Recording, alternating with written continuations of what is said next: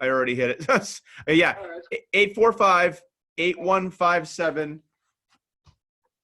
1477. Okay.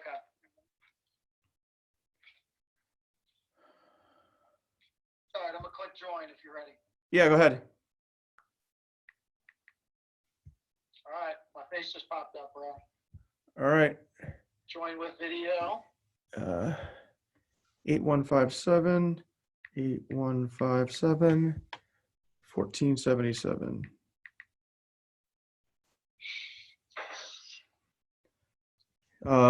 James, admit. There you are. Boom. There we go. Trying to see you. Try with audio. Can you hear me? Yeah, let me just put up my phone here. All right, so now we just gotta wait for Rich. All right. I just sent him the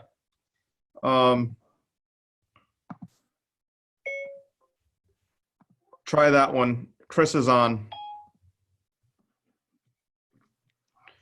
How are you? Now that we got Not you. too bad, man. That was a project, huh? Oh my gosh, it's got to be something on my end, dude. I don't know what the heck was going on. Yeah, so that worked. So let me just sit down my ringer here. And now watch, we won't be able to get Rich on. Rich coming up. He's coming up now? Yeah. You're here? I'm here. Can you hear me? Oh, wow, look at that. Look like I'm Happier this time. There we go. Chris, this is Rich. Rich, this is Chris. How you doing, Rich, Chris? how you doing, bro? Good. Nice to meet you. Nice to meet you, man. So, What a pain in the ass. yeah, so what I did was I just started a new meeting and didn't require the old meeting number that we normally use and no password, which I thought you couldn't even do anymore, and it let us do it. Cool. I had to let him in. It said I had to admit him. It wouldn't let him in unless I admitted him That's weird. because there was no password. So I think that's what they do now. Instead of a password, the host has to admit you. Oh, okay. So, because I thought they changed that a few weeks ago because all the Zoom bombing that it required a password. And apparently you can still do it. So anyway, we'll get started. Normally what we do, just so you have a heads up, is I'll give a countdown to the starting of the show, and then I'll welcome Rich on board, and then I'll introduce you, and we kind of go from there. Cool, man. All right?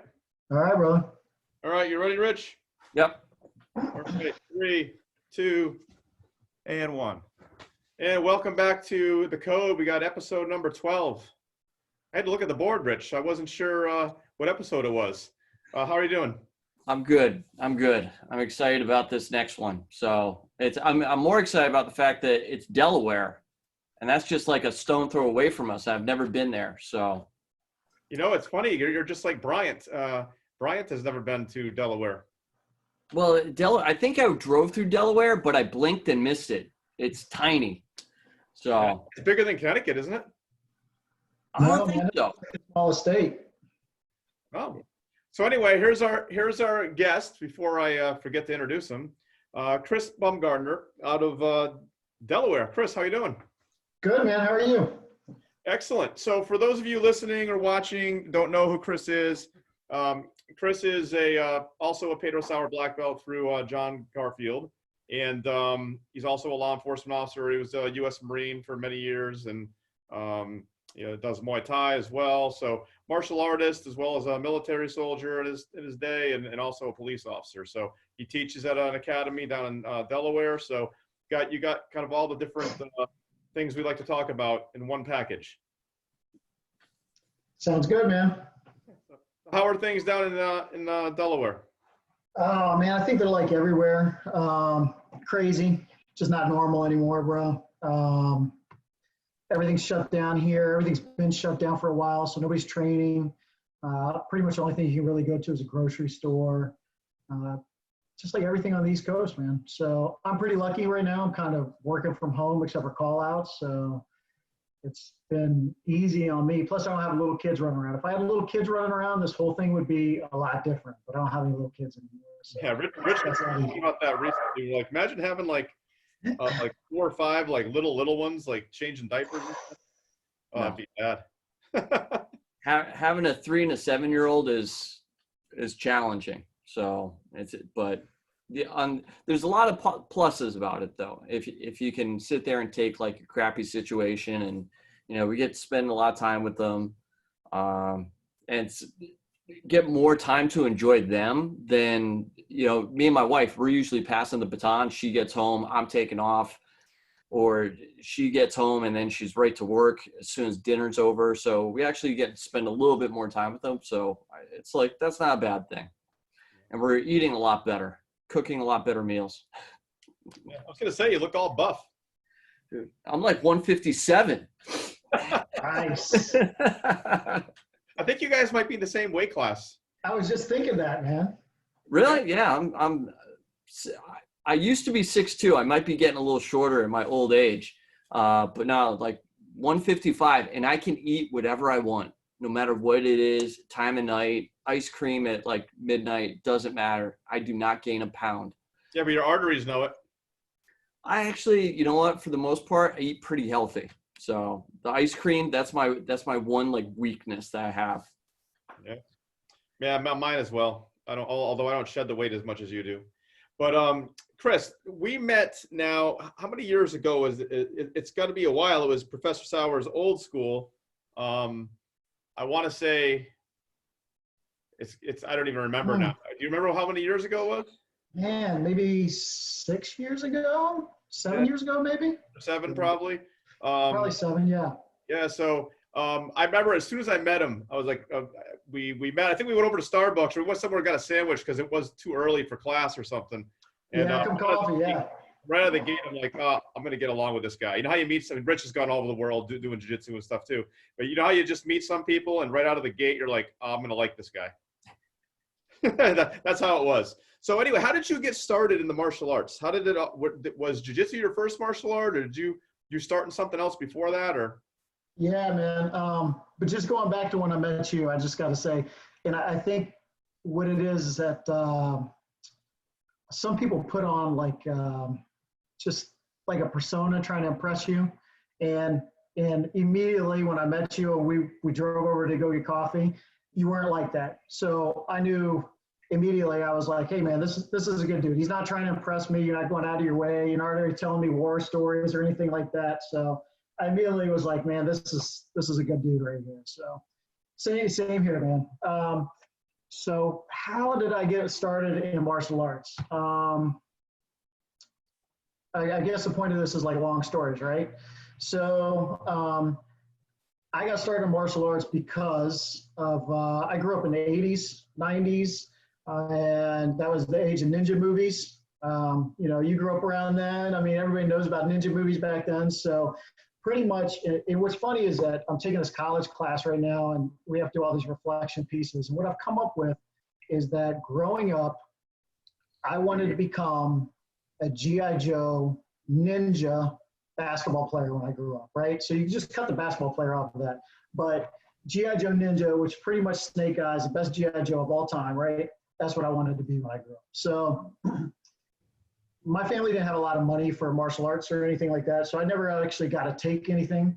But what me and my buddies would do, because we all grew up pretty much the same way, is we would go to the library, check out like books about ninja, karate. I remember one time I got some money for the book fair and I bought a book about teach yourself karate, right? So I was like, of course, the instructor at that point, right? So, and then my buddy, he was an only kid, so he had a little bit more money. So we'd go to the flea market, he'd buy ninja stars and little things to climb up trees and stuff like that, if you know what I'm talking about. These things were the best. I always wanted, see them in the magazines, I always wanted them. My mom would buy them for me. That and the blowguns to blow darts. We had a blowgun. If you can imagine like 10 kids all using the same blowgun. That was pre-corona.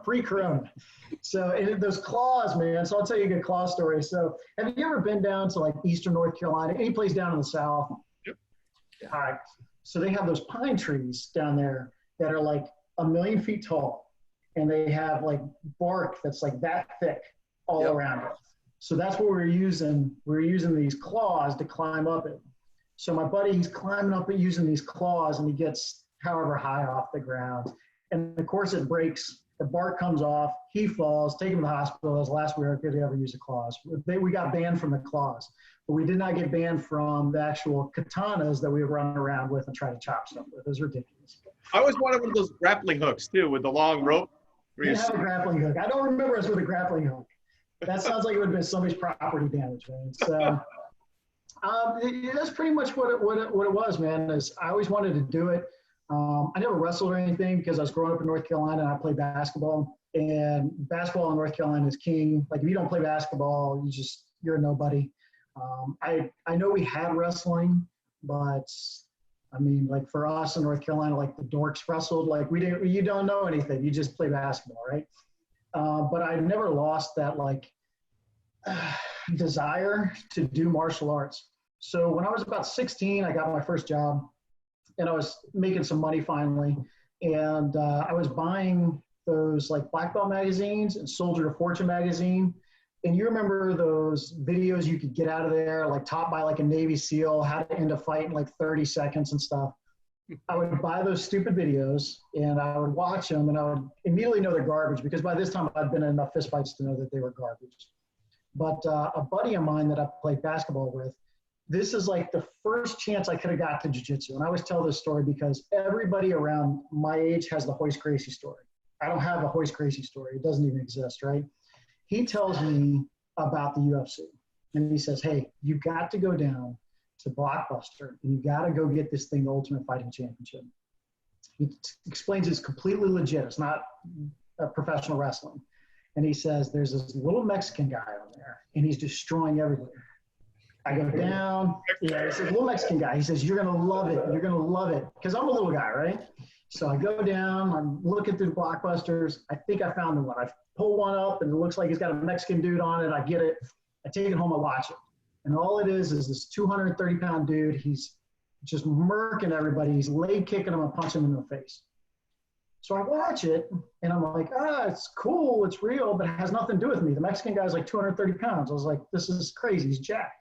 What it was is I got the one with Marco Huas. Okay, so I got like UFC like 8 or something like that, where Marco Huas like destroys like Paul Varelans and all those guys. So Marco is Brazilian though too, isn't he? Yeah, he's Brazilian. We didn't know. You know, nobody knew even where Brazil was back then, right? So I see my buddy, and my buddy says, he goes, hey, did you like it? He's talking about Hoist Gracie, right? I saw Marco Huas. And I say, man, it is all right, but I don't think it has anything to do with me. He leaves the conversation right there. Had he told me go back down and get the UFC with Hoist Gracie, my life probably would have changed at 16, 17. I'd have been training jiu-jitsu. But I go completely, have no really clue about it until 98. I joined the Marines, and through just some happenstance, it's not what I joined the Marine Corps to do, but I ended up in Security Forces School. The Security Force School is located in the Virginia Beach area. And when I got to Security Force School, there was a couple guys who were trainers there who were working out with Frank Kutsi. Yeah, Frank, yeah. Yep. So this is 98, and they got permission to show us jiu-jitsu. So they showed us an arm lock and a chokehold. They showed us the rear naked choke, the medallion. And at that point, I was mesmerized because the medallion to me was like the real life death touch. Now, mind you, I bought these videos about the death touch, right? And I know it's bullshit.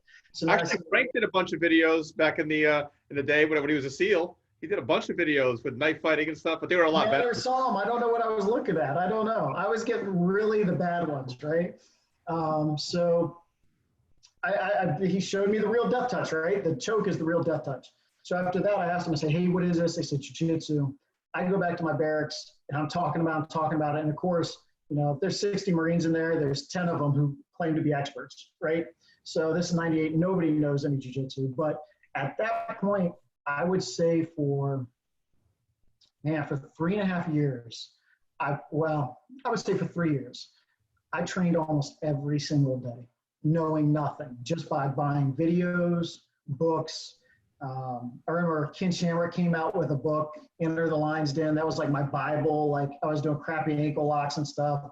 But you could, in the units I was in, you could always find somebody who was willing to either grapple and or actually fight you just for the fun of it. So I trained all the time. And then I ended up meeting my wife and stopped living the life of being a complete savage and going out and drinking and getting in fights and fighting in the barracks. So I was telling my brother-in-laws about jiu-jitsu, and they wanted to go find it too. So in 2000-ish, 2001 is when I found my first instructor and started training. That first instructor was a guy, he goes by the nickname of Magilla. His real name is Roberto Marques da Silva. He's from Brazil. He was in the DC area. I think he's still in the DC area. I haven't talked to Miguel in many years, but he was a cop in Rio de Janeiro and a competitor under Novinhal and Carlson Gracie. And that's where I started training, was at his school. Eventually, life led me to Delaware and then back to McGilla's, and John was a black belt under McGilla at that time, and me and John were good friends, and then some stuff happened between John and McGilla, and he joined Pedro Sauer, and because John joined Pedro Sauer, I joined Pedro Sauer. What year was that? Man, that was probably about 2007, I would say, is when John switched over. It would have been 2007, 2008, I think. So John switched over to Pedro, and John's my direct instructor, so I was under him for most of the time. And then I didn't start meeting Pedro until maybe maybe even longer than that into it. I probably didn't meet Pedro until 2010, something like that, and got a chance to start training with them because, just small schools and schools folding and closing and different team changes and stuff like that. So the majority of my time has been under John and under Pedro. But there's been, I've had to train under a couple different instructors in that time too. So you ever hear of you talk about a book, you talk about the book you like there with Ken yeah. You ever hear of the book, The Fighter's Notebook? Fighter's Notebook, was that? That was like the gospel back in like the late 90s, early 2000s, at least up in New England. There's this guy, was Dave. that Gene Simcoe? Gene something? No, it's Dave Roy, and I think Kieran Okay. So he used to rep for Naga. They had this manual that was like a 3-ring binder, the one I got anyways, and it had like every conceivable MMA type grappling type wrestling and striking technique there was in this binder. It was the Fighter's Notebook. Jimmy Kodges got it for me years ago, and I'm like, oh, this thing's pretty cool. I gotta look for it. I think I just saw it not too long ago. It's like all mangled right now, but that was like my Bible back then. And then when my real favorite book was Sauer Rivera with Jiu-Jitsu University. Oh, that's the best. That one's the best. I love that book. But do you remember Boss Rutan's? Oh God. What was this, like Bible of Submission Wrestling or something? It was another one that was like that thick, man. It had The all best, kinds of the crazy neck best cranks and video of stuff. him in the bar fights, showing like what to do in the bar fights. Yes. Yeah. I hung out with Boss once. This guy, Chris Jacobs, he used to be a purple belt with me. He moved to Florida, and he had a school in Rhode Island, Battleground Training Center. And it was a huge place. And he had Boss Rutan and Carlos Newton come up there once. So I went up to train with them, and we went out to dinner afterwards. Boss was absolutely crazy, like in a good way, like not a bad way. But I just remember there being like this table with all this, like, a table next to us that no one was using, and there was like a bunch of plates and stuff on it. And he was gonna take the tablecloth and rip it out from underneath the plates without knocking the plates over. Well, you can imagine how that went. So yeah, it was interesting. I heard he never stops. It's just like he's his energized. He's just. Yeah. I'll tell you what though, it was a great seminar. He was a good coach. Very much so. So how about Muay Thai? When did you get into Muay Thai? Man, when I started training, I mean, jiu-jitsu was different back then, right? So McGilla being Novinhal lineage and Carlson Gracie too. So his story was he I think got his blue belt under Carlson senior, and then with his permission switched over to Novinhal to further his competition career. But man, we used to train back then. I want to say Monday and Wednesday night was gi, And then Tuesday and Thursday night was Vale Tudo. There was no gi classes back then. It was probably the same when you started. Like, there wasn't, like, you never saw a schedule that said no gi class. Like, it didn't exist. I'll take it one further. Even the gi classes had strikes. Yes. We yeah.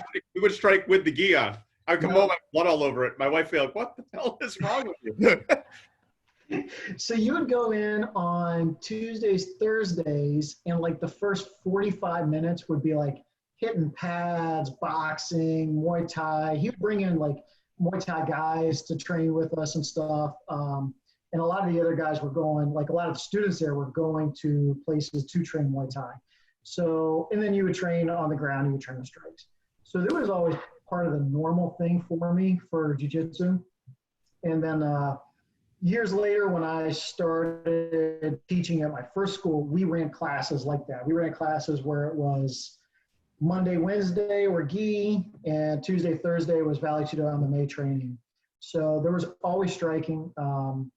Back when I was in the Marines, I boxed a little bit. I got to work out with some boxing trainers back then, and just trying to round out my skills, I boxed.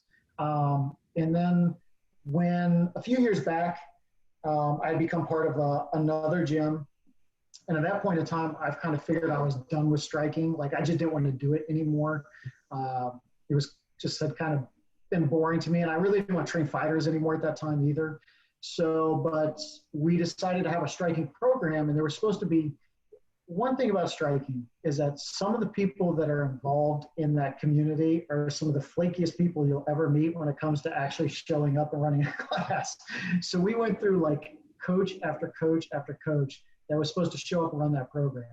And then at the end of the day, after like trying all these people, it just ended up being me as the only guy there. So I figured I better take it more seriously, because at that point we weren't calling it Vale Tudo anymore. We were actually splitting it up between jiu-jitsu, no-gi jiu-jitsu, and Muay Thai. So then, you know, I had to start studying up on Muay Thai, and I had to go find a Muay Thai instructor. And I got under Arjun Kevin Seaman, who's one of the senior instructors in the Thai Boxing Association.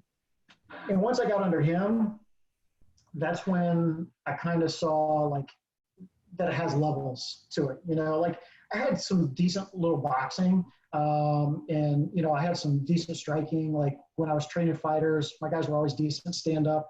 But then once I got around Kevin, I saw, man, there's different levels to this. There's different styles to play. There was a whole lot of stuff I didn't know. So once I started training under somebody really good teacher, then I kind of became hooked. So I like Muay Thai a lot now. I usually train at least twice a week, and man, I just like it a lot. So I went from kind of having to do it because that's what jiu-jitsu was when I started, you started, like it was all about fighting, to didn't really have anyone have anything to do with it, to now like I'm back to training fighters, and I love Muay Thai. I love training. So yeah. Now, Kevin, he's in upstate New York, right?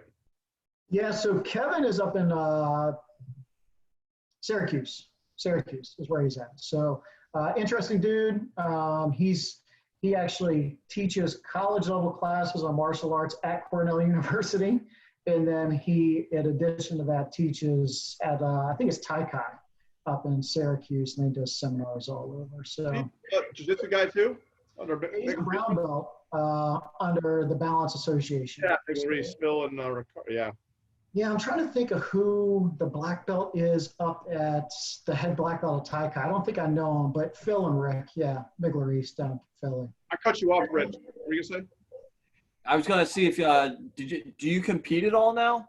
It's like it seems like you've had, and not just jiu-jitsu. Have you competed in Muay Thai at all either? No, man. I got a real job, so I can't. So I compete in jiu-jitsu.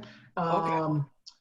Is it something that I want to do? But at the same time, I turned 40 on Monday, so that's probably stepping away, bro.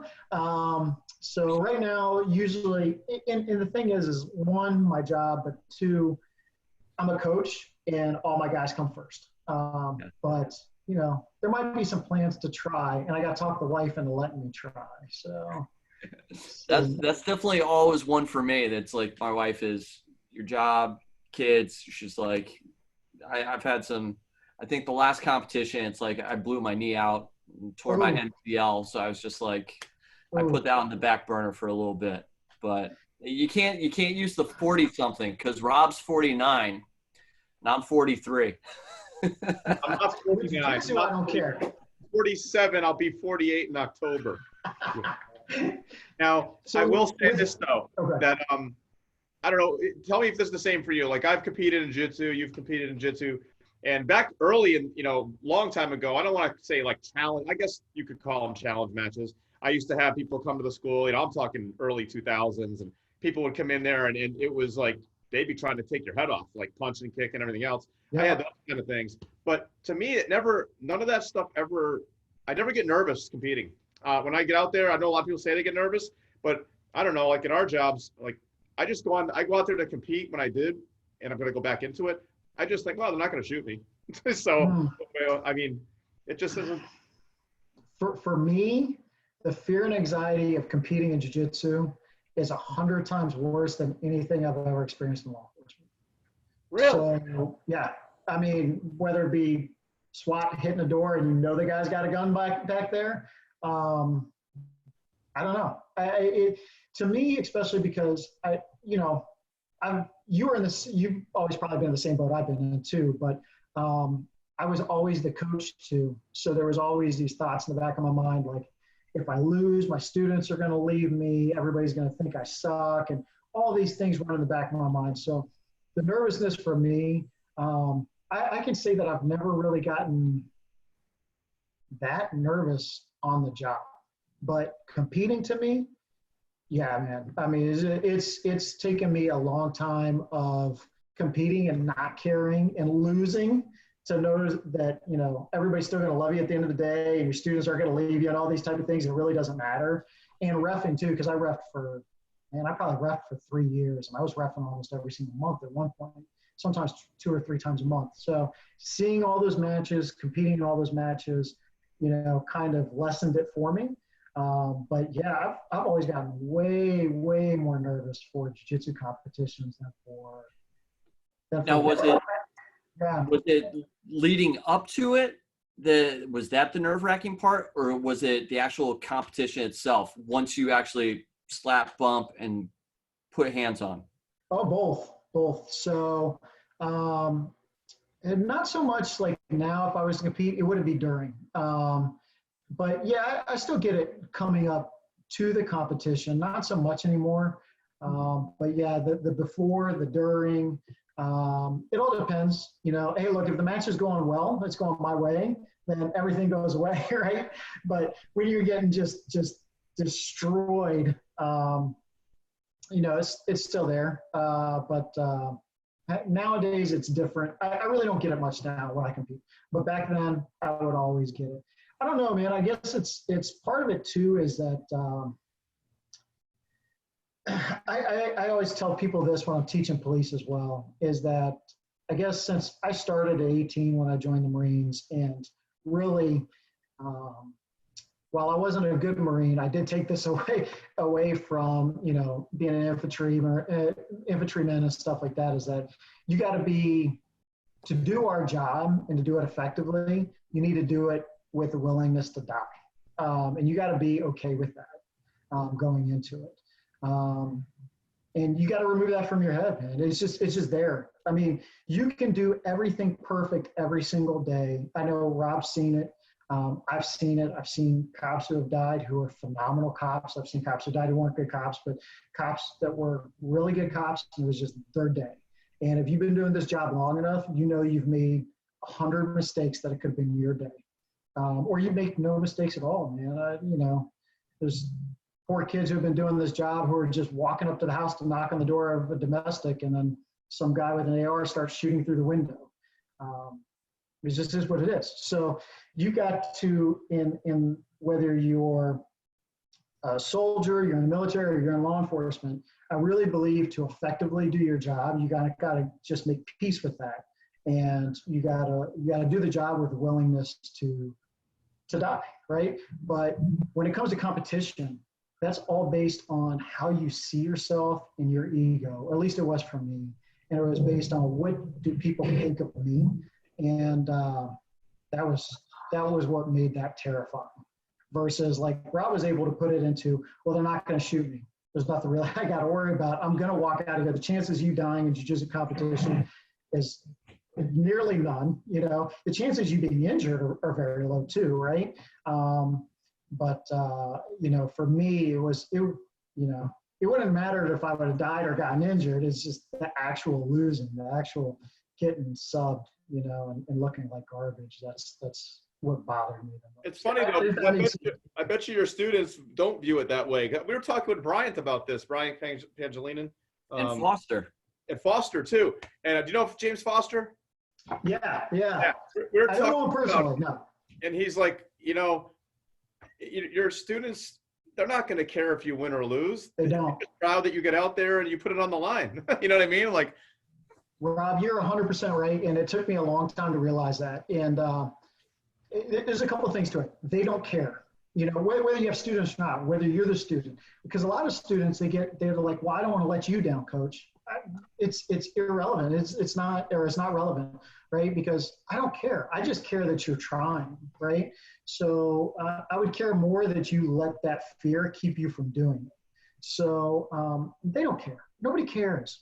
When you go referee a jiu-jitsu competition and you see 100 matches in a day, you realize that nobody actually cares. In the whole wide world, nobody cares. Nobody cares if you won and you got a fake gold medal. Nobody cares if you lost.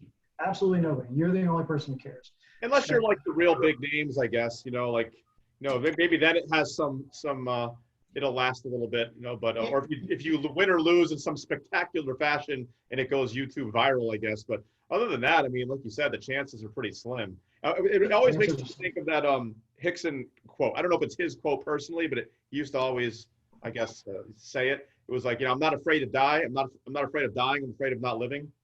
Yes, absolutely. Absolutely. I'll compete now just because, like, if I have some students who are kind of on the fence, I'll just say, all right, well, I'm signing up, so you got to sign them now, you know, because if they know I'm going to go do it, then the chances of them backing out. And, you know, I mean, if I'm training 4 days a week, I'll just show up. If it's just some little tournament, now I'm not saying do that if you're trying to go to Worlds or the DC Open or New York Open or any of the IBJJF, like you probably want to actually do a little bit of a camp for that.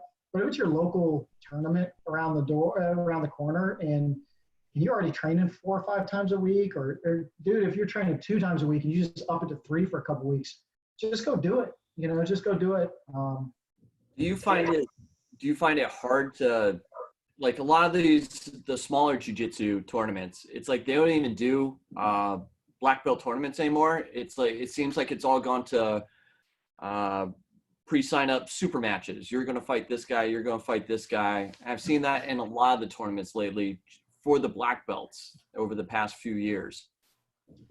So for around here, you can get a black belt matchup. Now, am I going to find a 40-year-old black belt matchup at a local tournament? No. I'm going to have to go against like a 25-year-old kid, you know, but you can around here. Like I've shown up at, you know, like Grappling Industries and been in 5-man black belt brackets. You know, I've been, you know, I want to say Tap Cancer out around here. Well, sometimes they'll have enough black belts to have weight classes. So I've actually had weight and age at Tap Cancer out. So around here, you can catch a black belt match if you're doing like Grappling Industries or even there's a tournament around Good Fight. You usually catch a black or brown belt match around here. So you can get them around here. But yeah, I mean, sometimes they just want to, you know, super fight or something like that. But generally, man, the tournaments around here up until, you know, COVID have been packed. They've been pretty packed. So yeah, with Tap Cancer out, the one that was supposed to be that John had canceled, he'd split it from 1 day into 2 days, and the first day was kids, and that was all black belt matches, and then the next day was all the adult matches. So it's like the one I went to before, same thing. It's like he just had all the black belts. They had super matches off to the left, and then the tournament going on the right-hand side. So it was kind of interesting to see if they actually had a tournament where you would sign up for just the matches alone. yeah, I mean, look, you're not going to get a ton of matches. Usually you'll get 1 or 2, And usually they'll call everybody over to that side. But as far as like, I know what you're talking about because I've seen it where, you know, there's only 2 black belts who have signed up. So it's going to be like the super fight. And we're going to stop everything for that type of thing. But around here, the tournaments have been big enough where there's actually brackets and you can usually get a match. So, Yeah, no, he actually had like, it was like 12 or 14 black belt Yeah. matches.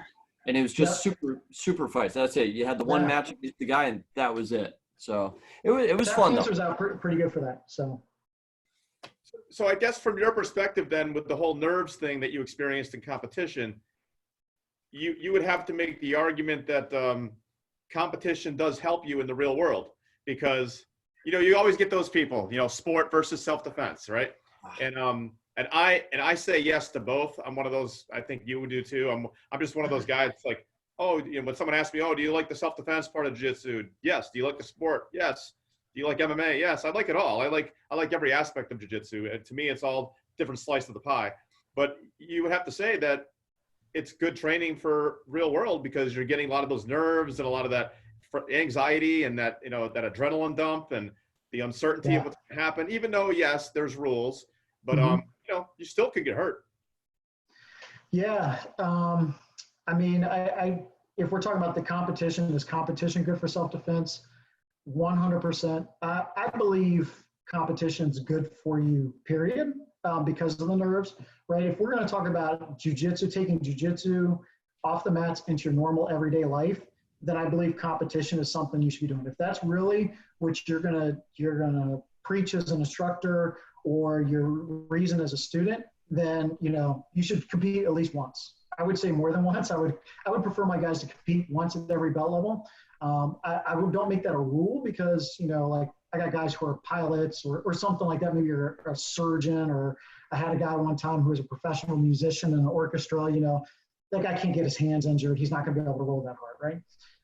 So it's not a rule, but I would like to see that. And the reason is because if you're going to take jiu-jitsu from the mats to your everyday life, dealing with anxiety and pressure is probably the greatest tool that we can give anybody, is being able to deal with that. And then if you're going to talk about self-defense, the mental aspect of defending yourself is probably the biggest one, right? Being able to push through in your training, being able to push through in the competition, being able to deal with that anxiety, being able to come to grips with loss.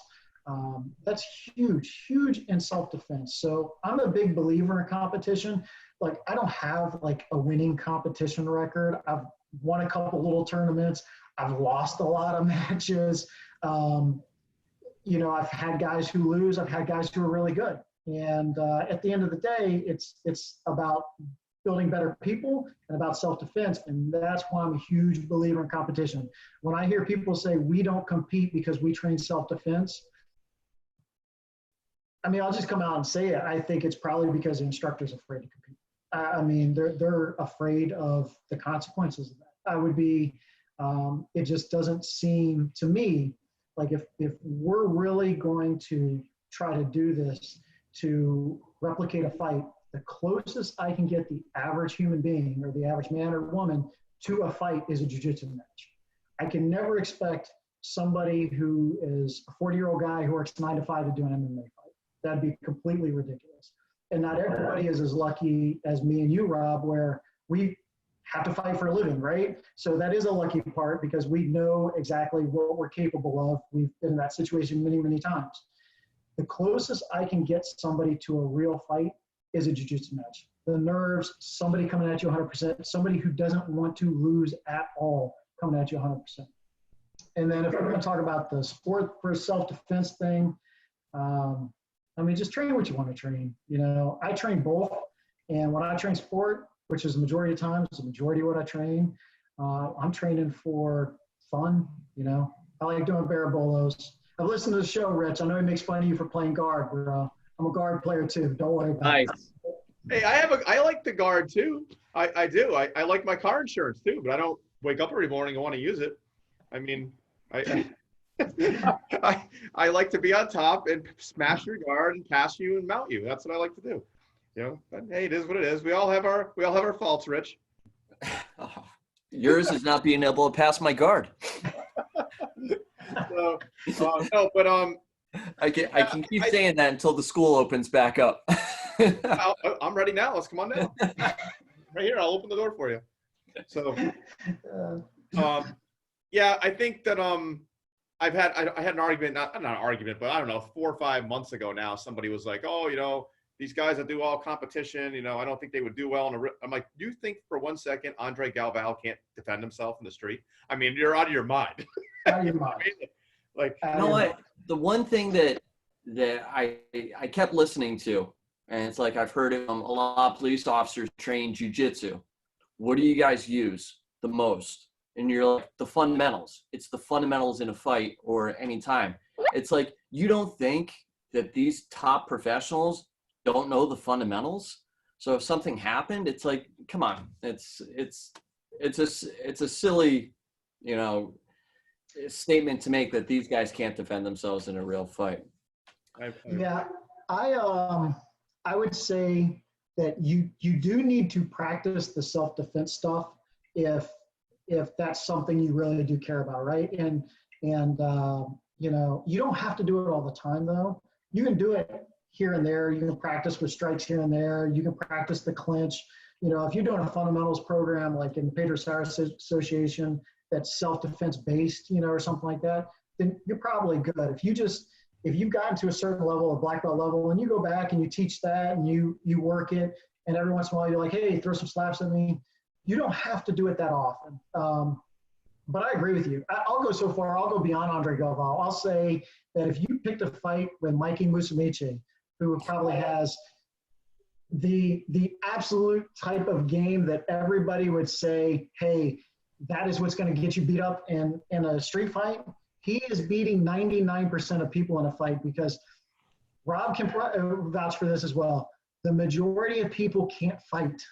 I mean, the majority of people have no clue how to fight compared to somebody who actually trains some sort of combat sport. It's completely ridiculous. I think Ryan Hall said, he said, the majority of people can fight as well as I can play ice hockey, and I can't ice skate.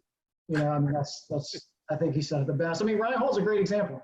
His style of jiu-jitsu when he was coming up, and I mean, he came around this area, so we got to see him compete, was absolutely 100% what you would say is the complete, you would look at that guy and say, he's going to get killed in a real fight. You would say that guy is going to get murdered in a real fight. He can't find people in the UFC to fight him. No. Yeah, and he had a real altercation with some drunk guy in a restaurant. Did you ever see that? Yes. Yeah. He ended up just holding him down to the mount, and easily. Like you said, it's not even fair. Not even fair. 99% of the time. I always give the stupid example. I've probably given it on this show before. When cops will ask me, they'll be like, "Oh, the ones that don't train. Oh, I want to train, but I'm not sure if it's worth it or not." And then I'm like, "Okay, how about I give you give me your AR-15 with your holographic sights and everything out of the back of your cruiser, your 30-round mags, and I'll take that from you and I'll give you a musket." And they're like, "Well, you're crazy. I wouldn't take that on the street." And I'm like, "Well, that's the difference. The difference between someone with a blue belt in jiu-jitsu and someone that knows nothing is this difference between a musket and an AR-15. Like, Yep. Literally that different. Would you agree? Absolutely. It's that different. Just most people have no clue how to fight. Simple as that. So. I still have. Now, do you have a lot of that give me the karate signs when they come over to the house for a cookout or something? Oh, you got karate? I'm like, no, I don't do that. I do Brazilian jiu-jitsu. Well, same thing. They don't know. Yeah. Do you have a lot of police officers that train at your school? No, but it's getting more. So I think that it's growing and it's going to keep growing. So people are taking it more seriously now. Yeah. Because that seems like I think we have like, how many, 50, 60 that train with us now at Bushido? At least, yeah. So that's always one of the topics. It's like, how do you get more officers to train? So $1 million question.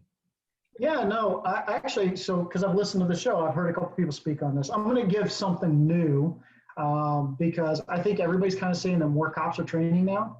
I'm going to give you a new reason why I think more cops are training now. And it's going to be the most controversial reason. I think as the new cops we're hiring, for the majority are better than we were when I got hired. And I say that because they're becoming cops at legitimately, well, we should say legitimately. They're becoming cops at a time now when there's every reason not to become a cop.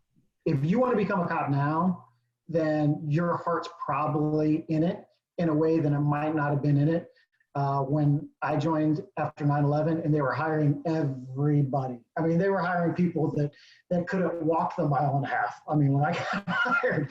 So guys, and look, you know, I teach at the academy. There are a lot of people that we're hiring because of generational differences that have never been in a fist fight in their life, ever. But I think that they're taking the job a little bit more seriously than people might have when me and Rob got hired, when the thought process was all I need is a good bench press and a right hook and I'm good. These guys and gals, they're recognizing that that's not the way you can handle business anymore because everything's videotaped. Everybody is quick to jump on the police. And I think they're more receptive to the training. In addition to that, I think we have trainers now that are actually knowledgeable in jiu-jitsu. You know, everybody that I work with at the academy, they all have either, you know, a blue belt or some good, you know, they can roll. They're decent grapplers. That's not the way it was when, you know, I got hired.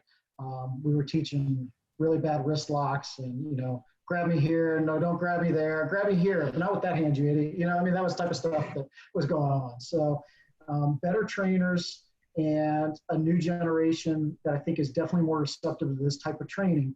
I think that's how we're going to get more cops training. Still not enough at all.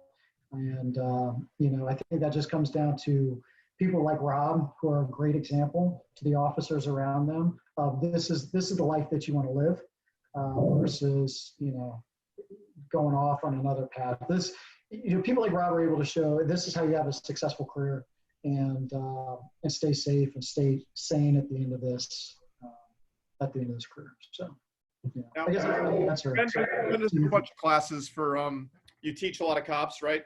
Yeah. How do you feel that the arrest and control, defensive tactics, whatever you want to call it, officer survival has changed? You know, I know it's changed tremendously in my career, but how do you feel it's changed for the better over that time? I mean, do you see a lot better tactics being taught for the most part? I think, in my opinion, there's some of the worst that there's ever been right now, and there's some of the best that there's ever been right now. And I would say it leans towards the better.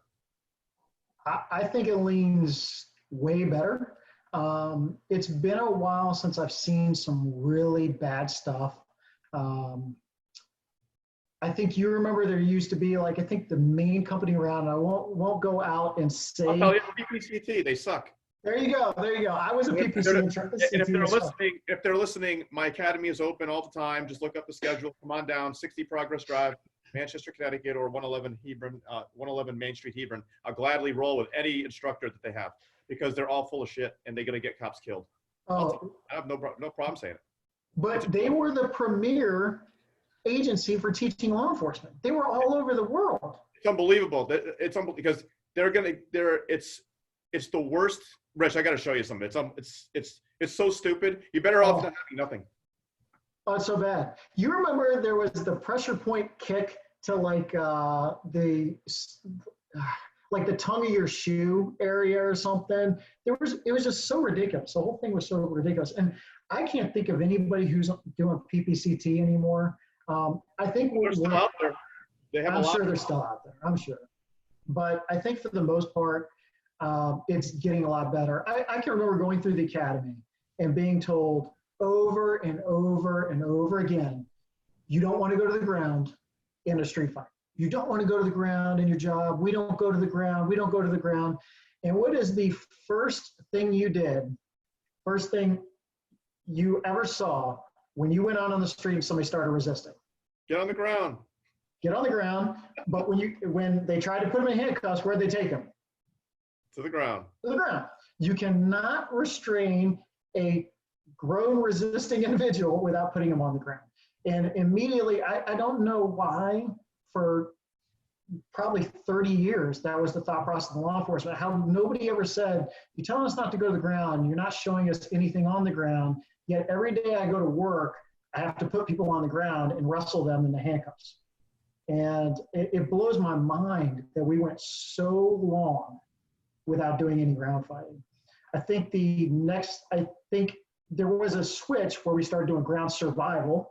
And I think the next evolution is going to be more and more people teaching actual arrest and control, holding people on the ground and getting them into handcuffs.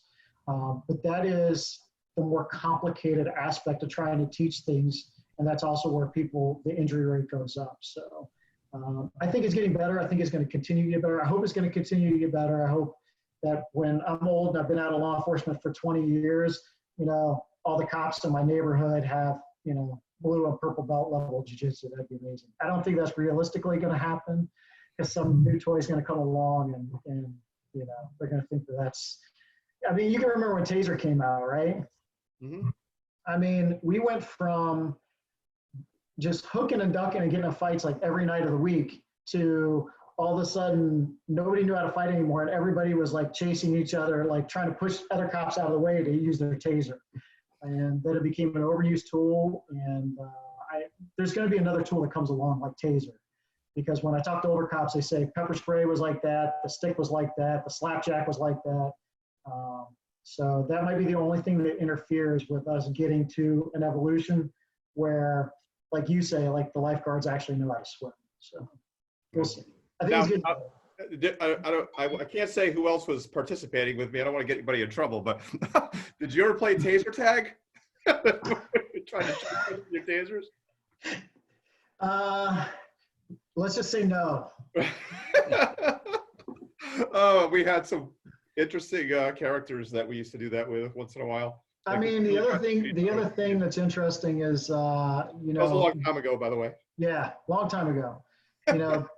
Guys may have noticed a long time ago that door handles in most police departments are metallic as well. And you might be able to catch your buddy that way too, so.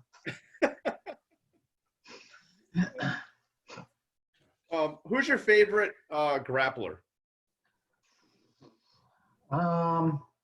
So I love Hodger. Okay, that's the obvious. But man, I'm a big fan of Mikey. He's the Berimbolo master. He's just unbeatable, unstoppable right now. Whether it sweeps, and he's finishing everybody. He's at another level and he doesn't get talked about enough. So we can get deep because I'm a jiu-jitsu dork here. So Mikey Musumeci is probably my favorite right now. And then Gordon Ryan. I like Gary Tonin. I think he's probably got the two most exciting matches that I've ever seen. His match with Crone and then his match with Hanato Kanuto. Probably the two best matches I've ever seen. So at the top of my head, like of national guys, those are my guys. The fight with him against Hutimir Palhares was insane. Gary and Paul Harris? Yeah. Yeah, that's insane too, man. I like Craig Jones too. Craig Jones is really good too. But if we're talking gi, if we're talking of all time, Hodger, right? But if we're talking gi right now, it'd be Mikey. And then, dude, locally, man, like I said, I'm a jiu-jitsu dork, man. We got some really good guys in the area. We got a kid who trains under me, Austin Mayan, who's just now getting on the scene, and I'm sure around here he's going to become a name. Sean Ashley, Eric Naples, Gary Guioni. Do you know Gary, Rob? He's a black belt in the association. Have you ever met Gary? What am I saying? Dave Porter is a phenomenal grappler. Dave Porter's phenomenal. He's retired. He's officially retired from competition, but Dave was next on my list of local dudes who, Dave's always been a good friend to me, man, and he's an awesome, awesome grappler. Gary is probably in the association. He's probably one of the most exciting grapplers I've ever seen, period. He's amazing. Gary Guioni is. He's really good. So, yeah. I like to train with when they come out is Johnny Carlquist. I've never got to train with him. I hear he's phenomenal. James Garner. Pedro always says that's the dude right there, James Gardner. Yeah, they call him the Jedi for a reason. I've seen him several times, and he's very quiet, but he's He's extremely, extremely good. Like it's probably the best person I've seen in person. Yeah, And teach and stuff like that. He's really good, huh? really, really good. Yeah, Almost, I got to catch him. sometimes they show things that's like I have to really watch because I'm like, and I'm a second degree black belt. I'm like, damn, I got to really pay attention here. Like, how did they even come up with that? Yeah. Yep. I was definitely looking forward to seeing Jeff come up. Unfortunately, we had to. Oh, Jeff Curran. Yeah, Jeff's a good teacher. I've never got to take a class with Jeff. I've met him. I've got to roll with, Joey. one of his instructors, Joey Deal. Yep. I've got to train with Joey. I've never got to take a class with Jeff or train with Jeff. I've only met him. And that's like one of my bucket list things because I was a fan of Jeff's back when, man, Rob, you might remember the magazine. It was a black and white newspaper magazine that used to come out. It was Fighters something. And it was how you kept in like touch of like all the fight news across the world back in the day. There was only like two magazines. There was Grappling Magazine and there was this magazine. I remember grappling. Yeah. Anyways, I've been a fan of Jeff for a long, long time. So hopefully I'll get a chance to train with him at some point. Well, we're going to have him up again this year. He was supposed to come, like Rich said, and then the whole COVID thing hit right before that. But he's scheduled to come back at some point. We just don't have a date yet, but he's going to come back up, and I'll let you know. Yeah. Because every time I've ever trained with Jeff, and it's been several, I probably get the most out of his classes than just about anybody. Like everything he ever shows, I come back and it's like instantaneously, I use it. He shows things that, at least for my game, fit very well. Nice. So I think you'd enjoy it. I think I wanted to see Mike Musumeci go against Eberth Santos. I don't want to see it. Like he's a little off his rocker, but it's like I don't know. I would love to see Mikey go against him just because of it's like his confidence right at this moment after even coming off of was it Worlds. I mean, he went against that guy who was 400 pounds and he still beat him. So it's like, I mean, obviously Eberth is a lot more physically gifted and talented than the other guy, but yeah, I'm afraid that most guys who are really big who go against Mikey, they're going to play within the rules of the game. I get afraid that Santos would do something crazy and permanently injure my man Mikey. So I'm not looking forward to watching that one, but I'm going to watch it. There's no doubt. So I'm going to watch it. So. Well, it's going to be interesting now because like he was under the Kyotera banner and now he left there and he's back in, Vegas on his own and stuff. So it'll be interesting to see what matches come up with him. But that was another one. I've always enjoyed watching Kyotera train and his fights were amazing. So another Berimbolo king. And then another guy up in Philly, he had a great match against Kyle, Christian Woodmansey, and 5'3". Yeah. It's like 120 pounds, super, super talented and really, really like just sharp jiu-jitsu, really good.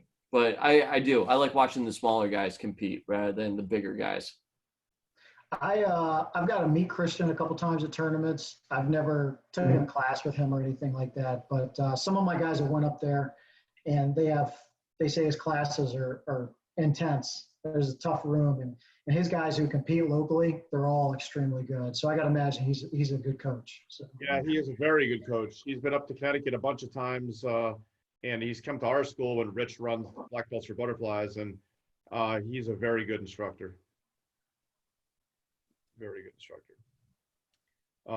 Now you've been to our place before. It's been a while now, right? Because you came up for the ground fighting class we did a few years back for the week.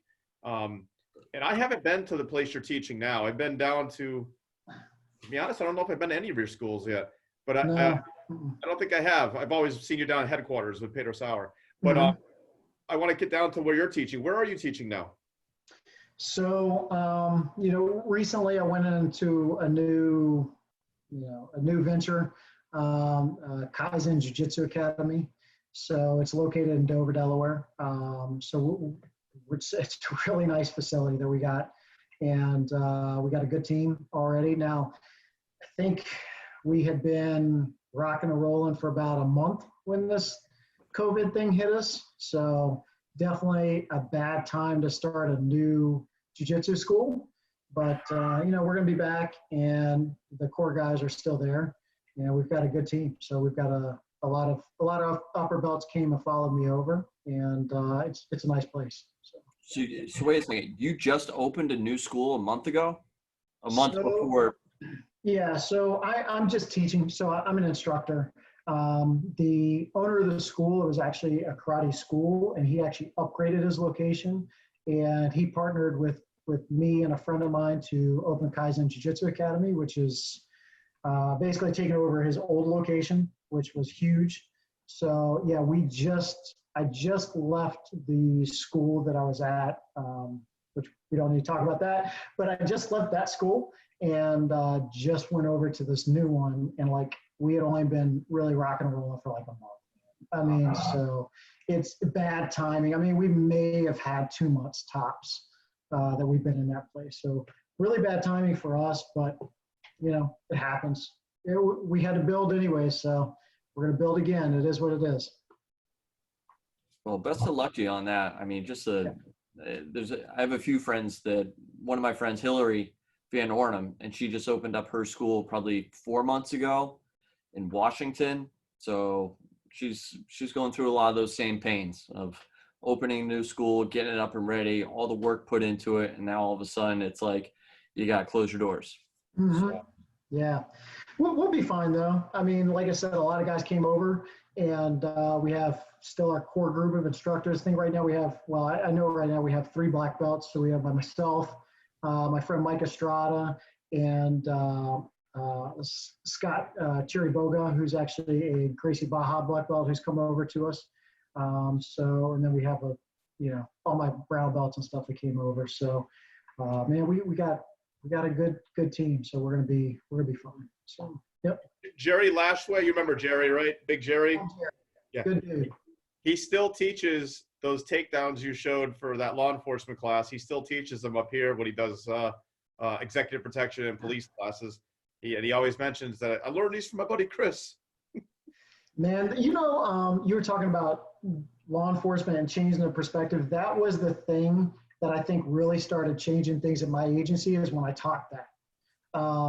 Because I think that guys kind of like, when I taught before, I teach them ground survival stuff. They go, oh, okay, it's okay. But what's the chances I'm gonna need to actually escape the mount? Like, it was like, I'm gonna do it for you for today, and that's it, And then jiu-jitsu to them was just that thing that Chris does. He wrestles with dudes in pajamas because he's a weirdo, and it just didn't stick that much. And then when I introduced that, what I did is I had everybody practice it. I had them practicing the steps. And then to make everybody a believer, what I did is I told one guy, I'd take a young guy and I would say, okay, here's the deal. They're going to try to put you in handcuffs. 3 cops are going to try to put you in handcuffs. You can do anything you want. Just don't punch them. Don't kick them. But you resist 100 full percent. Resist the whole thing, 100%.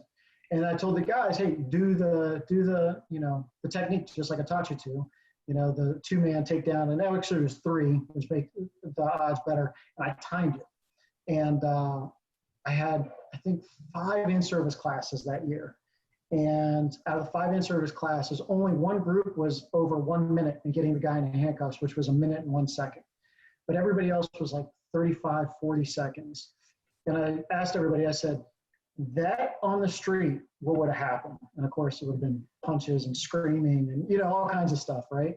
That's the way police work was normally done and still is done that way. And I was like, what was easier and what was faster? Would it have taken you under 1 minute to get that guy in handcuffs with your old tactics, or is this better? And every single cop agreed that was better. And then after that, we were able to make that into like our unofficial standard operating procedure. I go back and I teach that every year. And now I got young guys who are like, they're just chomping at the bit to do the leg weave and like pin somebody down and just take their soul from them, from not being able to get back to their feet, So that was a big game changer for my agency, that thing. So I'm glad that Jerry liked it. because that's why I taught it when we were down at that Blue Line BJJ. That was a game changer for my guys. Yeah, I think a lot of times when jiu-jitsu guys try to teach law enforcement, they go in there and they, again, they try to teach something that is not going to happen that often. I'm not saying you shouldn't learn it, like you said, extending the mount or passing somebody's guard or doing some crazy, shoulder throw to an arm lock or something. And people and the average cop looks at that doesn't train, and they say, I'm never going to use that. Like, it's useless to me. I'm wasting my time here. But if you can take something, it's a lot like, Rich, it's a lot like this. When you take jiu-jitsu guys and you try to show them like a gun disarm or a knife disarm, they're going to be like, yeah, dude, I'm not going to use that in the tournament. Why do I need to practice that? You know what I mean? Like, it's just like, look, you get this blank look over your head, and the same thing happens here. Guys go in, they try to teach cops, and especially if they're not a cop, but they're a jiu-jitsu person, and they go in, they try to show them like this crazy stuff that maybe is like way beyond what they're going to be able to use or even want or need to use, and it doesn't look valuable to them. But if you can go in and show them like the big one, someone's hands underneath them, or some basic, kimura to get somebody out of a car to the ground or whatever.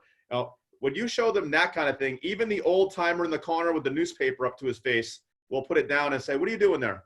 And then they'll come over and they'll actually get engaged and do it, because now they see something that they can actually see themselves doing and using. And then once someone goes out and does it once, it takes right over.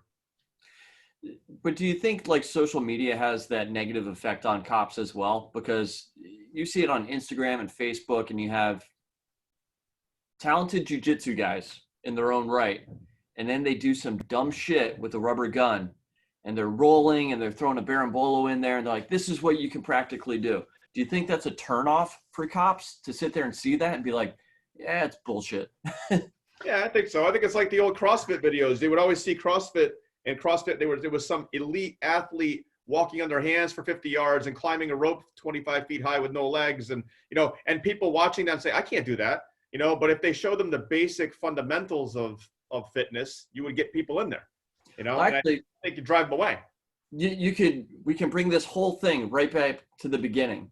Marco Huas, he's sitting there in his little Speedo, jacked up tan. He's got the Jerry curl going, leg kicking the shit out of people. And you're like, yeah, not really what I want to do. Yeah, absolutely. And I think that when it comes to social media too, like you're saying, I don't know if it does affect it, but a lot of cops aren't seeing that garbage anyways. They're just, I would say that when it comes to jiu-jitsu and police work, we kind of operate in a bubble, because we do jiu-jitsu and we do police work, and majority of cops aren't seeing anything in that bubble because they aren't even looking this direction. So it's really important, like what Rob's saying, is that when you have them in a room, to give them something that applies to what they do every day. Give them a solution to a problem that they see all the time. The hands pinned underneath. How to get somebody to the ground with two people. That's why I started doing it. It would seem like, hey, you have 2-3 cops. You should be able to get that guy into custody easily. But the reality is it's extremely difficult, because you have 3 people doing 3 separate things, and then a bad guy who, is doing his own thing, and nobody knows what they're doing. And one cop's trying to put a handcuff on the other cop's ankle because he's not even thinking anymore. It just turns into a complete mess. So when you show them something like, hey, if we all do this, it will go much easier. Or, this is an easier way to get his hands out from behind his back, those type of things. I think those things are the things that are going to catch cops. And then once they start becoming a believer in that, hopefully they'll start coming over to the rest of the jiu-jitsu side and actually learning how to, escape them out or something like that. So. Yeah, I agree. And the thing too is like, Rich, for example, like in jiu-jitsu, if I told you you have to go out there at every single match, you got to get somebody face down in a double kimura behind their backs. Do you feel you'd be successful? I'd be going to the next academy. Now, what do you guys do? You know what I mean? Like that's what sometimes people that watch police do things on video, they say, well, I would just do this, or I would just do that. Some blue belt living in his mom's basement or whatever. And it's like, dude, you have no idea. Like, it's hard enough even rolling against somebody to get them in a position where you can isolate them and get a lock on them in a 5-minute round sometimes, right? If they're anywhere near your skill at all, and they're not fighting for their life in the moment or their freedom, right? And now you take that and you go outside in the street, you got all restrictive uniform and equipment on and people watching you and video cameras, and you're not sure if this guy's got a syringe in his pocket or he's going to bite you or his buddy's going to get out of the car and kick you in the face. Like there's you got pavement versus mats. It's a whole nother world. And then you have literally, if you're anything more than 30 seconds getting the handcuffs on somebody, the whole internet world says you're a bum and you don't know how to fight. So, so it's different. So, well, anyway, we got to definitely have you back, especially when this all clears up. I've been telling every guest this. I want you to, come on up to Connecticut, and we got to come down there. I know we were talking briefly about me coming down there and doing training. So, as soon as it clears up, we got to get together. Sounds good, man. I got to make it back up to Connecticut. I loved it up there. The pizza up there, phenomenal. It's the best pizza I've ever had. Me and Craig, who came up there with me last time, we talk about Frank Pepe's pizza every time I see him, and I see him all the time. We talk about the Frank Pepe's experience. And I got to tell you, Rich, they kind of cheated. They went to the one in Manchester.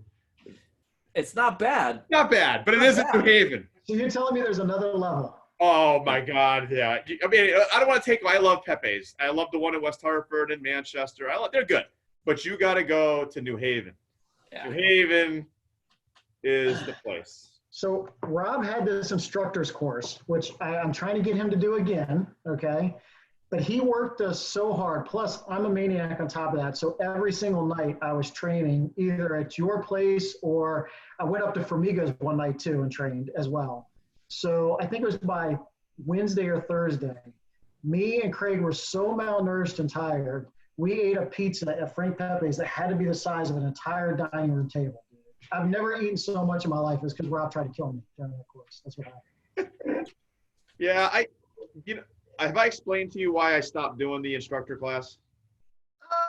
A little bit. So here's my thing, and I go back and forth. And I'm not saying I'll never do it again, but I got to the point where first of all, I was getting kind of burnt out. You got to remember, I started doing instructor courses back in 02, 03, back then, and teaching all the time and traveling around the country and outside of the country. I just got to a point where I was a little bit burnt out doing it. And I also got to a point where I kind of disagreed with, taking people in for 5 days that have never done any of this in their life. And at the end of 5 days, I'm giving them a certificate to go off and now teach a whole bunch of other people. And as well as I do in police work, most of them are going to leave, put that, certificate in their file somewhere, and a year, 2 years, 3 years is going to go by, and they're going to get an email or from their boss and say, hey, you went to that class 2 years ago, come show something at in-service. They're not going to have been training. They're going to bastardize the technique. They're going to come in and hand it down to people that are then going to think that's the right way. And I just, I started to lose confidence in what people were going to do when they left there. And I don't know. I just kind of felt like until I find a better way, I was taking a break from it. And so now what I do instead is I still have these classes, but they're, anywhere from 3 or 4 hours to maybe 3 or 4 days long, depending on what we end up doing. And it's just to bring people in and say, hey, here's a taste test of this kind of training. And if you've never done it before, this is why you should do it. We're here to kind of prove to you why it should be done. But you're not going to know it all today or even in a week. You need to go find a place wherever you come from. And we have people come, Rich will tell you, from all the way from Cape Cod and Maine and New Hampshire and Canada, all the way down Pennsylvania, New York, New Jersey. They will drive to Connecticut when we have these things. And we'll have 40, 50, 60 guys on the mat, local, state, federal, military teams, everything. And then I'll tell them, hey, go back to where you're from and find a reputable jiu-jitsu school that is law enforcement friendly. And if you don't know the area, you're not sure, let us know. We'll help you find a place. Between Rich and myself and all the other black belts we have, we know somebody just about everywhere. And you got to train all the time, not just for a class that you go to. You got to train all the time. So now my kind of rule is you got to be at least a purple belt and been a cop for a couple of years. And then I'll give you a certification once you've gone through my course with me. Because I also feel like you can be a black belt in jiu-jitsu, but you're 3 months on the job as a cop. well, should you be teaching cops? I don't know. That's up for Yeah. debate, right? Well, I mean, look, I'm gonna put my vote in there that you got to start it back up again. Maybe you can come up with a screening system of who you allow. But I'll say, I've been to a few instructors courses. Your course and I went to the 2-week course down at the Federal Law Enforcement Training Center. Those two are by far the best I've been to. Your course is different because it's an actual system. Their course, I mean, they just have the greatest facility ever. So, I mean, they have a whole house that has foam furniture. So you can get into those, what's the suits that Tony Blauer created? Oh, yeah, spear. The spear suits? Yeah, and they put you in the spear suits and just let you fight each other and hit each over the head with like foam chairs. It's crazy. It's crazy. But it's a good training course too. But those two courses are the best ones I've been to. So we got to get you doing it again somehow. I appreciate that. Yeah, I trained I went to Quantico for some classes before. They have a pretty good facility too. Yeah, I haven't been down there for a defensive tactics class or anything. I went down there for DEA stuff, but not for any of the FBI stuff or any of the defensive tactics stuff. But they got, of course, they're the feds. They got good stuff too, so no doubt. Well, hey, thanks for coming on, and I hope you are safe. And at least you're in a less crazy job at the moment, because you used to work gangs and drugs and guns and all that, right? And now I just, I work major crimes now, so everything from bad checks to murder, but I'm not out running the streets doing crazy stuff anymore so much. You got to miss it though. Sometimes I miss it all the time. Like, man, I really like this job I'm in now. So it's I did that job for so long. I do miss it a little bit because of just the insane people you meet, but man, I meet and do so much crazy stuff now. Just the people that I meet are just absolutely. Let me ask you this. I'll leave you with this, because my wife and I used to have this debate all the time. This is years and years ago when I was working in street crimes and doing a lot of narcotic stuff. Do you feel that when a cop stays in that kind of a unit, the longer they stay in, the more they tend to take on the characteristics of the people they're, I'm not saying using drugs, but no, so like kind of talking like them maybe a little bit, or you know what I mean? I'm going to go in reverse for you. So when I first started doing it, I would notice myself doing that. But actually I had some really good senior guys around me. And when I saw how they operated, the really good ones, they weren't doing it. And they kind of schooled me to, hey man, you're never, when it comes to like getting informants or getting, confessions out of these guys, you're never going to trick them into believing that you're one of them. Now, undercover is different, right? When you're doing undercover, obviously, that's kind of your job. But even that's different, too. They're like, you're not going to trick them into believing you're one of them, right? So you've got to be the adult in the room. And 9 times out of 10, if you treat them with respect, they'll start respecting you as, like, the authority figure. And that always worked for me, like with gangsters and gang members and stuff like that when I was working gangs, like not trying to, like being knowledgeable, but not talking like the dumb lingo. I've seen what you're talking about, where the guy like gets on the phone. Dude, I was that guy for a little while, right? And they're trying to talk like they're from the street, and it doesn't come across, man. They just think you're a clown. I mean, really, I've talked to guys about it, and I'm like, hey, what do you think of such and such? He's like, man, that dude's a clown, man. So, I never did that, but I saw people do that. yeah, And I'd seen guys over the years working with different agencies and stuff. They'd be in their, I swear to God, a couple of them are absolutely nuts. Like in their off-duty car on their off day, and they're driving around with their informant. I'm like, are you nuts? Like, I won't make any comments on that, but obviously, other than that's not good. But I was lucky. I had some good role models. Then when I did do undercover work, I had some good role models then too. And like when I say I did undercover work, I got to work on a federal task force with undercovers from the ATF. And I always say those guys are actual real undercovers. Like you're infiltrating motorcycle gangs, or like you're like undercover in Chicago for like 6 months or something. That's real undercover work. What I did was not real undercover. I did undercover work. I was never an undercover. That's what I was saying.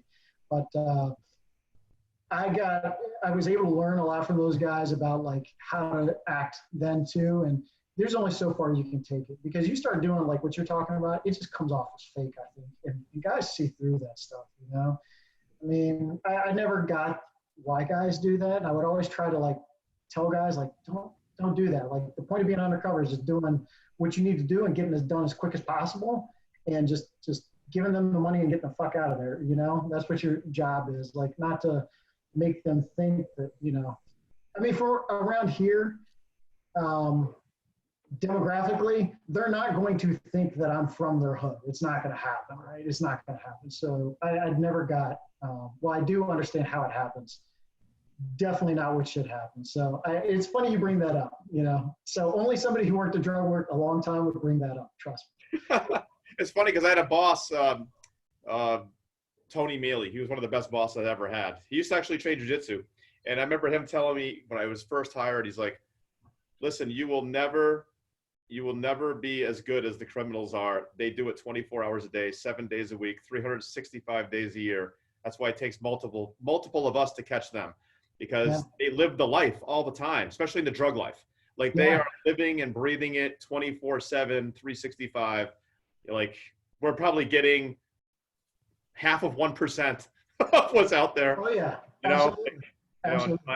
And after that, I'm like, wow, you're right. But it's always going to be there. It was there before I was there. It's there throughout my career. It's going to be there long before after I'm dead and gone. You know, you just do it. The other tip that I got early on too, and this really goes to like undercover work or whatever, is like, they never actually believe that you're one of them. They always think that you're probably the cops, but they like money. That's why they do what they do. And you keep giving them money, so they keep going along with it. Everybody you ever arrested, I can think that, man, there might have been 2 guys that I did undercover work with who actually were shocked that I was a cop at the end. You know what I'm saying? Like, everybody was like, I knew he was a cop. And you would think they would all say that, but you know, the guy who schooled me is like, they all know you're a cop. And you want them to think that you're probably a cop, because when they stop thinking you're a cop is when you're going to get robbed and shot. You know, so they're just doing it because they're greedy. That's why they're drug dealers or gang members or gun smugglers or whatever. They're greedy people. So it's just, you're never going to trick them into, you know, you are, I don't know, 50 Cent or whatever. You're always going to come off like Vanilla Ice, bro. It's always going to happen. So. Well, hey, be careful, be safe. We'll look forward to seeing you when this all settles. All right, brother. Talk to you guys soon. Good seeing you, Rich. Nice meeting you, Chris. Great chat. Yeah, man.